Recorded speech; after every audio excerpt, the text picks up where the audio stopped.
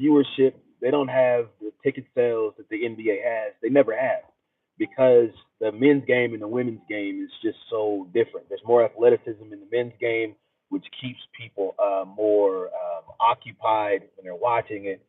They're waiting for the next great dunk. They're waiting for this.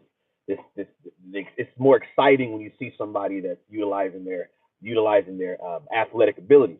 And the women, of course, they've always been able to shoot 3-pointers. They've always been able to, a lot of them they're nice with their ball handling. But we know people like the excitement of the dunk. We know that that's just like the selling point of the NBA.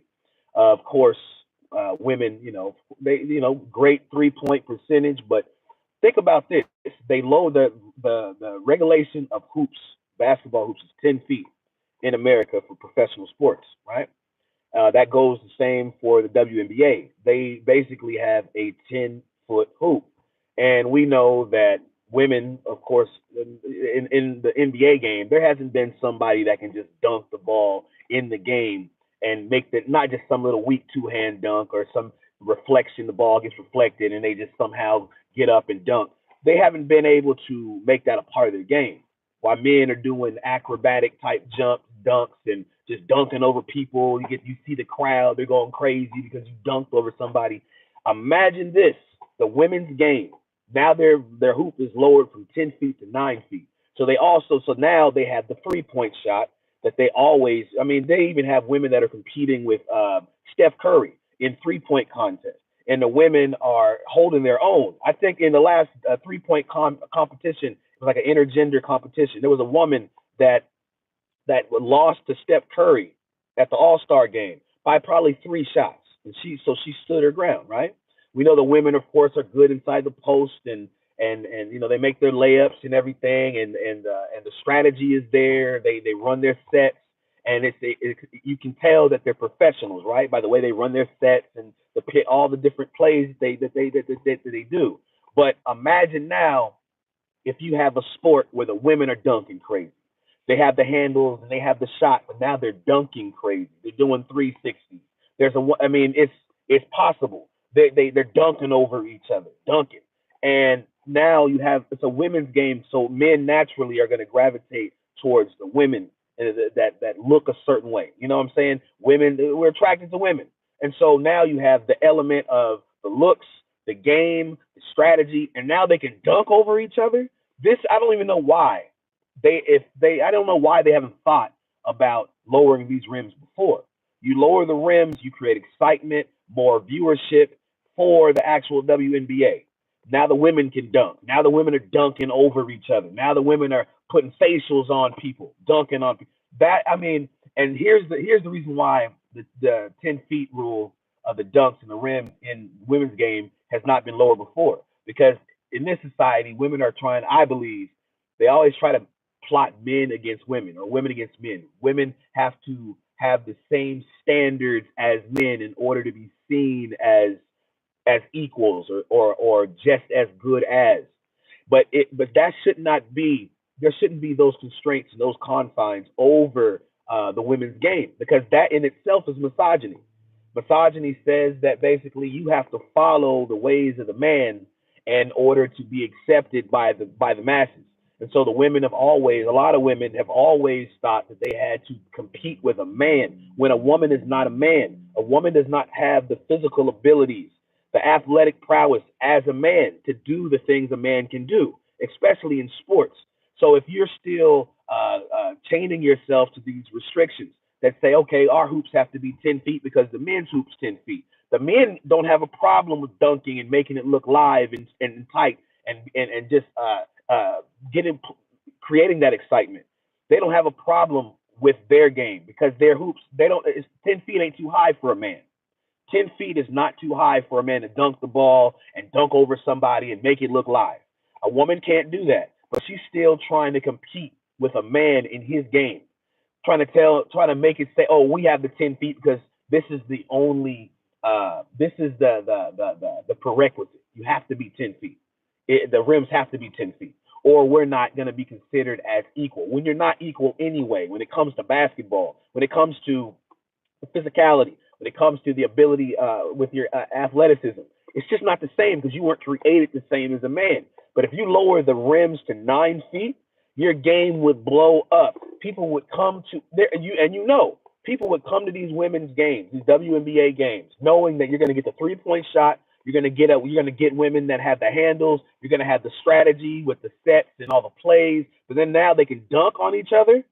That would just increase the whole sport would blow up. I mean, I don't understand. This is the way I would do it. This is the way I would do it. I would have it so be creative with it. For half, the first half would be the rims lower, so that we can start the game off with the excitement. Start the games off with these women dunking on each other, and that even changes their strategy. It'll change the way they do their sets, the way they run their plays, because now you can actually utilize the women that are taller, the centers, the forwards. You can utilize them in the middle, and then they can dunk now, so they can basically take over the game, so to speak, in the first half by this strategy that we can go inside. We have the rims that are lower. They can take advantage of the bigs can take advantage of the rims being lower. So then the other teams would have to change the strategy based off your personnel. So now that would even create more women that give more. It would give more shine and more notoriety, and it would even propel these women that are these centers, these really tall women, to improve their games inside of the post, because they know that the game is going to be funneled into them in the first half. It's like the game will be funneled into the women in the first half that are taller, the bigs. Now they can take over and dominate, but then the next half of play, they raise the rims back up, which would once again, it would change the way teams had to play you. So it would have to be more versatile. So then your strategy would have to change the way. So now it's going to be more of a 3-point game, more of a layup game, more of a strategy game, like a pick and roll type, outside of the box type game in the second half. But you still created that excitement in the first half, which brought the viewers in. So now they're going to stay glued to the game, because now the game is going to be, you might have a close game after halftime. Everybody was dunking in the first 2 quarters. Everybody's dunking. They're doing everybody's, the handles, of course. They're still shooting 3-pointers, but it's more predicated off of the inside game. But then when the second half comes, now the women are changing their strategies up, changing their sets up and their plays. Now it's more of a 3-point, more of a perimeter type game. And these games will be close, so you'll still have close games at the end where it's buzzer beaters and all that stuff. But you got the crowd, you got the viewers there, you got the people in the stands, because they're expecting something different. Imagine you had Angel Reese. Imagine Angel Reese was on her team, and with her notoriety and how she's like more like hip hop, and she's more like just like this person that people gravitate to. They like to see what she's gonna do. She's dancing, she's doing. But then imagine she could dunk. Imagine she dunks on somebody, crams on somebody in the first half when the rim is down to 9 feet. She can dunk with 9 feet. And I'm not just talking about little two-handed dunks. I'm not talking about little where the ball gets reflected up and they just somehow run up and tap the ball in, and they may grab the rim and it may look like a dunk. I'm talking about she's cramming. Angel Reese is cramming on somebody, getting fed inside in the middle, doing a little juke move like Elijah Wan, and then turning around and just dunking on somebody facial. Sports Center. Angel Reese just plastered somebody, just facial somebody, just in the post. Do you know what that would do for the WNBA game? See, I don't think these people that are these creative minds in the basketball leagues, they talk about, we need to increase viewership and increase, our public visibility, but they don't do the things that's necessary to do it. It's so easy. And then because you have the increased viewership and the increased people in the stands, then now you're going to be able to pay your players more. So they're not going to want to go overseas and get paid there. They'll stay in the WNBA. They'll get a higher wage, because right now, even Caitlin Clark, she's making something like $300,000. I'm talking about just for her basketball money. She gets a lot more in endorsements, but she's making something like $400,000 for 3 years. So she's not even. And I'm not saying she's making $300,000-$400,000 for 1 year. She's making that for 3 years. Now, of course, these basketball sports stars, I'm not validifying the fact that they make too much money anyway.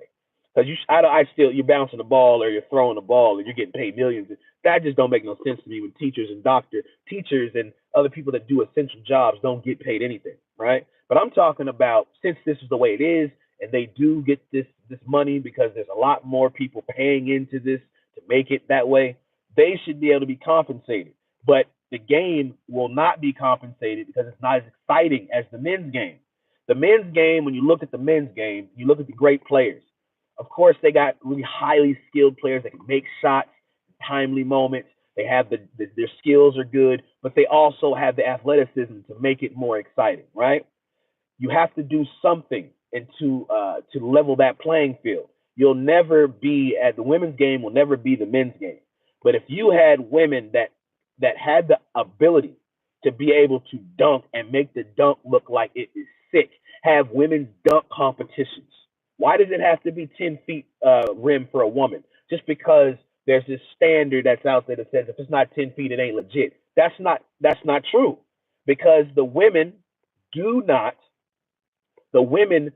have the ability that a man has athletically to be able to create that type of ability. They don't have the ability to create that type of ability to dunk on somebody. So get rid of all of these misogynistic type of mindsets that you might have. It's like the one is flagged by YouTube. I don't know what that means. I'll go back to that in a second. Get rid of the misogynistic type of attitudes and mindsets you have in the WNBA that says we have to have this 10-foot hoop because the men do. Because you're always talking about we're just as good as men. And this is what a lot of women, this is the whole feminism that's in America and the world. We're just as good as men. We can do everything like men. But then when you basically chain yourself to this standard, you're limiting yourself. Let me say that again. You chain yourself to the standard, you're going to limit yourself because you cannot do certain things a man can do. A man can't do certain things a woman can do. But in the case of basketball, a woman ain't going to be able to electrify on the court like a man because he's more athletic. The way that you level the playing field is lowering the rim to 9 feet. If the women in WNBA lower the rim to 9 feet, at least for one half, maybe the first half, where the viewers come in and they expect them to be able to dunk and do things they've never seen them do on the women's court, that would bring this people into the stadium. That would boost the viewership. You'd have people cramming on people. Angel Reese cramming. Imagine Caitlin Clark. She's not the biggest woman, but I'm sure she could dunk on a 9-foot rim. Imagine her on a fast break catching an alley-oop and dunking on somebody. I'm talking about Caitlin Clark. That would just, like, the whole place would blow up. It would blow up. It would just be completely just outrageous. And there's so many women that are athletic, in the WNBA. That would just open up their whole fan base. That would open up their personal fans, social media fan bases. That would create just a new level of excitement that we have not seen in the WNBA. So anyways, I just thought about that. I'm just wondering. I'm just like, man, I don't know why I thought about that. But I'm just like, man, I'm not about none of that feminism stuff. None of it. Because it's destroyed the family. It's destroyed the whole interaction between men and women. But there are certain things that I think are harmless as far as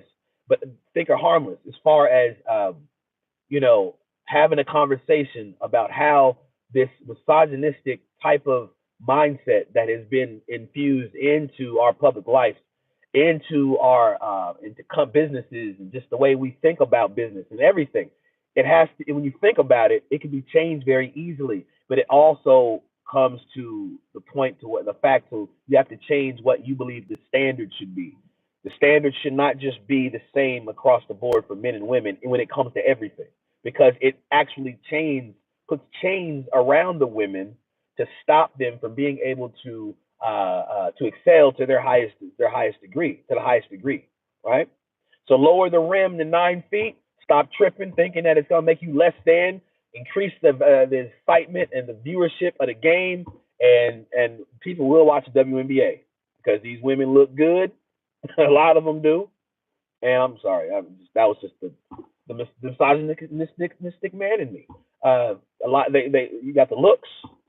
You have the ball skills, handles. Of course, you got the 3-point shot and the shooting. The women always had that. They have the strategy. They have the sets, the plays, all that. But then they'll have the dunking aspect. Oh my gosh.